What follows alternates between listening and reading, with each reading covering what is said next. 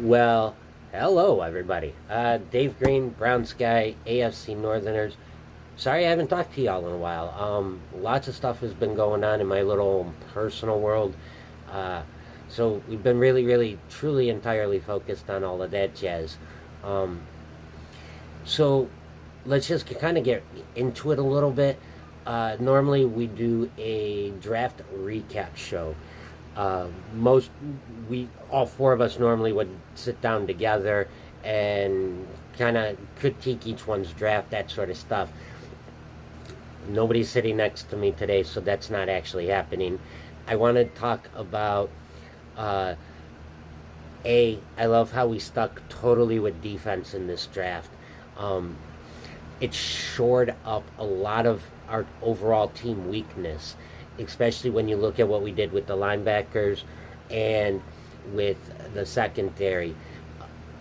I think to say that Kirksey is a trade possibility is absolutely retarded. This is a guy who had over 100 tackles the year before, then missed pretty much all of last season due to injury. He's not getting replaced by Mack. He's not going to get replaced by Tiki. Those guys are going to be rotational guys that will fit in to our linebacker core of Avery, of Kirksey, of Schobert. They'll just kind of intermingle those guys and they'll all get playing time.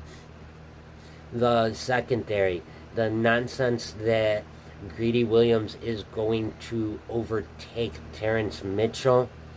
Pump the brakes a little bit, people.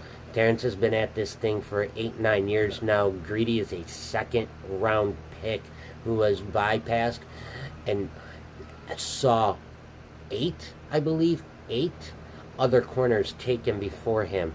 He comes with a knock of not wanting to tackle. I agree with everybody saying that corners don't get paid to tackle. He gets paid to cover a wide receiver. But that doesn't mean he's going to outbeat Terrence Mitchell. If anything, watch for Greedy to start out playing slot coverage the same way, maybe nickelback substitutions, the way we saw Calhoun last year doing it. And then he'll slowly work his way into that rotation and then eventually should overtake Terrence Mitchell. But to start the season out and start training camp and all that stuff when it comes up, that's not going to happen. All in all, I really liked what we did in the draft, adding the depth that we needed. I liked what Cincinnati did in the draft. They actually are building the way a team should build. So great draft, Cincy. Pittsburgh, great pickup with the Bush pick in that first round. Moving on up, you found your replacement for Shazier, who I actually just saw doing in a video deadlifting weights. So that is entirely amazing considering it's only a year out from this spinal injury. Does he ever get back onto a football field as a player? That's in the good Lord's hands, the man above us's hands. I could see him becoming a coach, but Pittsburgh actually addressed a lot of team needs also. And Baltimore, they did the same thing. It leads me into the one thing I do really want to talk about, and all this hype over, the Browns are going to go to the Super Bowl. We won 7 games last year, my friends. We won 7. We didn't even make the playoffs. We didn't have a 500 record. Can we stop the talk of Super Bowl? Can we just be focused on trying to win our division, which it's a very, very tough division, and there's not a damn guarantee that we're going to win it.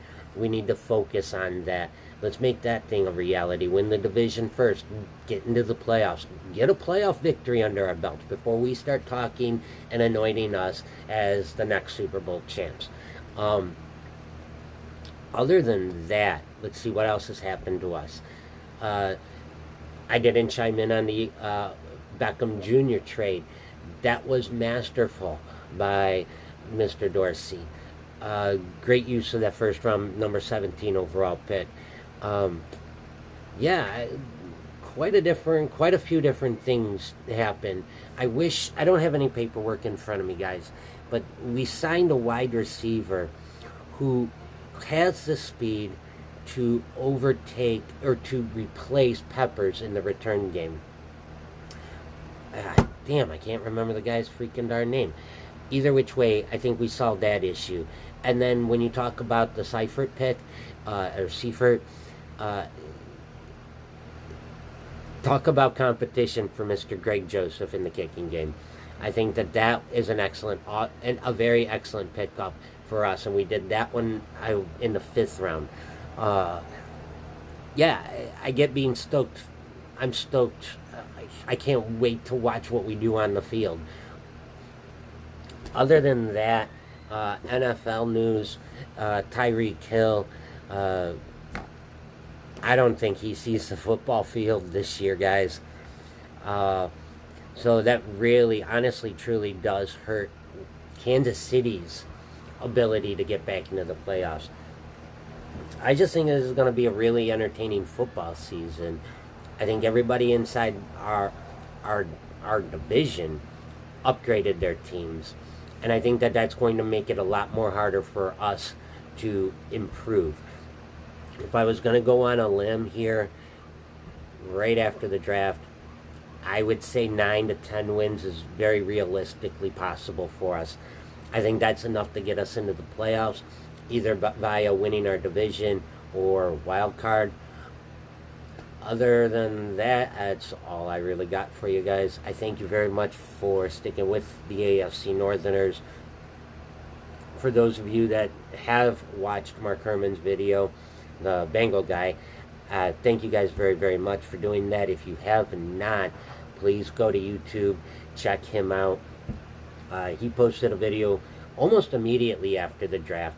I was unable to do that due to the work schedule and readjusting back to this West Coast time. It's been brutal. But, all right, well, that goes the light on the computer, so that means I'm just out of time. Everybody have a great rest of your day. We will talk to you all real soon. But until then, everybody, let's go Brownies. And, hey, you know what? The dog check thing, how about let's do an elf check thing? Elf check. Go Browns.